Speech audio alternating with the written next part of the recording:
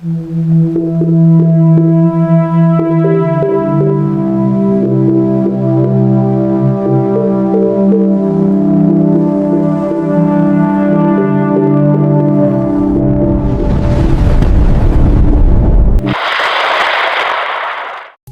araw po sa inyong lahat. Narito na po ang pinaka-latest nating update sa magiging lagay ng panahon ngayong araw ng Martes, ika-24 ng Pebrero, taong 2026.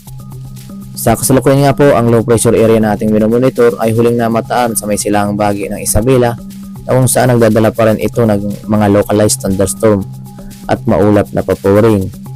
Samantala, base nga po sa ating satellite image, bahagyan na nga po itong lumalayo sa landmass or sa ating kalupaan. Kaya naman inaasahan po natin na wala na po itong direktang epekto, lalong-lalo na dito sa may silangang bahagi ng ating bansa. Ngunit patuloy pa rin po ang pag-iral nitong hanging amihan or northeast monsoon na siyang nakakaapekto naman sa may silangang bahagi ng ating bansa, na kung saan ito ay nagdadala ng maulap na paporin at mga kalat-kalat na mga pag-ulan or localized thunderstorm, lalo na po yan pagsapit ng hapon at gabi. Samantala, ang isa pang low pressure area na ating minomonitor sa may silangang bahagi ng Mindanao at nasa labas ng ating Philippine Area of Responsibility, na kung saan ay naging ganap na tropical depression, ay kasalukuyan nga po na bagya pang lumakas, na kung saan nagtataglay na nga po itong lakas na hangin na umabot sa 55 km per hour at may pagbugso na umabot sa 65 km per hour, na kung saan base nga po sa ating satellite image, na kung saan bagya na nga po itong lumalapit dito sa ating Philippine Area of Responsibility, na kung saan nagdadala ito ng maulap na paporin at mga kalat na mga pag-ulan, lalong-lalo na dito sa may silangan or nasa labas na Philippine Area of Responsibility. Kaya naman lubos po natin pinag-iingat ang ating mga kababayan sa mga banta pa rin ng mga pag-ulan at pagkulog na dulot nitong patuloy na epekto ng mga weather system sa ating bansa. Na kung saan pinaghahanda rin po natin ating mga kababayan, lalong-lalo na dito sa may ating sa labas ng ating Philippine Area of Responsibility, na kasalukuyan may minomonitor na po tayong bagyo na may lakas na hangin na 55 km per hour at may pagbugso na umabot sa 65 km per hour. Samantalang kumikilos ito pa kanluran, hilagang kanluran. Kaya inaasahan po natin na bagya pa itong lalapit dito sa ating Philippine Area of Responsibility, na kung saan kung hindi ito yung magbabago sa kanyang direksyon ay papasok ito sa ating Philippine Area of Responsibility, na yan po yung ating imomonitor kung ito ba papasok sa ating Philippine Area of Responsibility na ganap pa pong bagyo, ay papangalanan po natin ito sa local name na Bagyong Kaloy. Samantala, itong low pressure area sa loob ng ating Philippine Area of Responsibility ay inaasahan natin na bahagya pa itong hihina. So possible na ito yung malusaw na lamang sa mga susunod na oras or araw. Ito po yung nasa loob ng ating Philippine Area of Responsibility. At para naman sa magiging lagay ng panahon dito sa Luzon, ay asahan po natin na patuloy pa rin ang pag-iral nitong hanging amihan na siyang nagdudulot ng mga mauulap na paporin na sinasamahan ng mga localized thunderstorm. Dito po yan sa area ng Sorsogon, Albay, including Masbate, na kung saan inaasahan pa rin po natin ang maulap na paporin at mga kalat ng mga pag-ulan, lalo na po yan pagsapit ng hapon at gabi.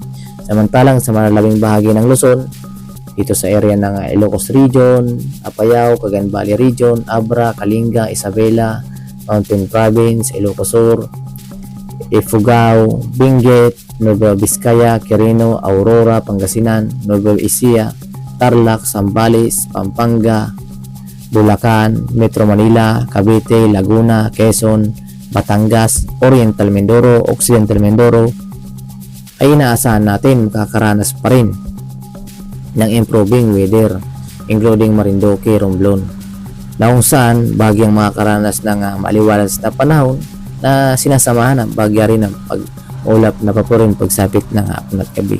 Ngunit mababa ang tsansa ng mga pag-ulan na ating inaasahan sa mga nabanggit na lugar. Kaya naman improving weather ang ating inaasahan dito sa may halos kabuuan pa rin ng Luzon, maliban dito sa Albay, Sorsogon at Masbate, na kung saan pa rin makakaranas ng maulap na paporin at mga kalat-kalat na mga pag-ulan.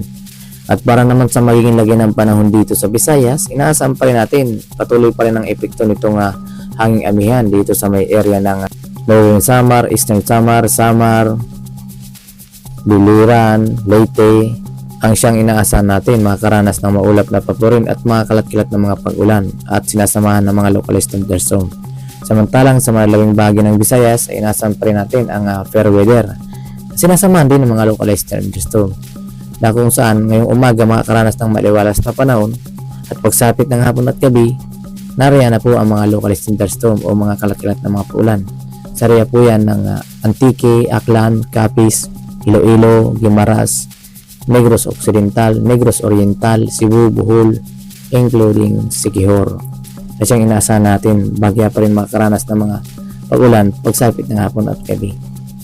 Kaya po lubos pa rin po natin maging alerto sa mga banta pa rin ng mga pagbaha sa mga babang lugar dahil po sa mga banta pa rin ng mga pag-ulan. Samantala, para naman sa magiging lagay ng panahon dito sa Mindanao, inaasahan pa rin po natin ang fair weather ang magiging lagay ng ating panahon. Na kung saan sa umaga makakaranas ng maliwalas na panahon o pagsikat ng araw na sinasamahan ng mga maulap na papurin at mga kalat-kalat na mga pag-ulan na mas mataas ang tsansa ng mga pag-ulan lalo na pagsapit ng hapon at gabi. Nadulot po yan ng mga localized thunderstorm na dala po yan ng hanging amihan na siyang nakaka-apekto dito sa nasabing area.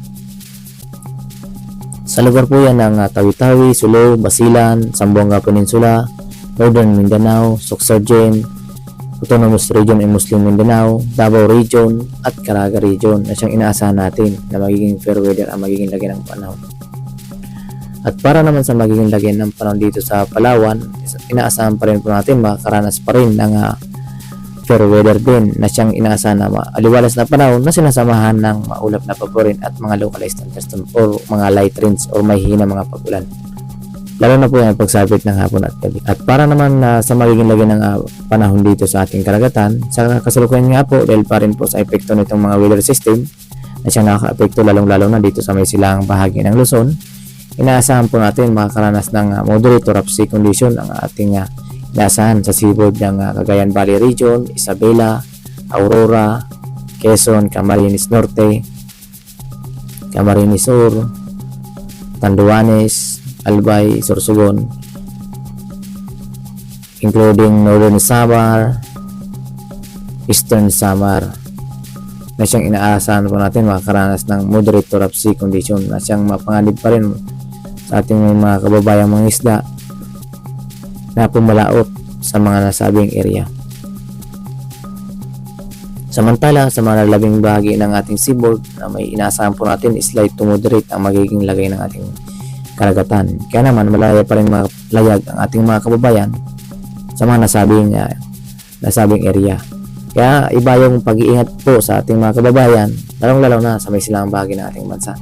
Dahil po yan sa epekto ng hanging amihan na pinagsamang epekto ng low pressure area na bahagyang tumataas na or lumalayo sa ating kalupaan. At yun nga po ang pinaka-latest nating update sa magiging lagay ng panahon ngayong araw ng Martes, ika-24 ng Pebrero taong 2026. Ingat po tayong lahat at manatiling maging alerto at updated sa panibagong nating ulat panahon na aming ilalabas upang sa gayon makapaghanda po tayo ng maaga sa pabago-bagong panahon sa ating bansa. Ingat and God bless us.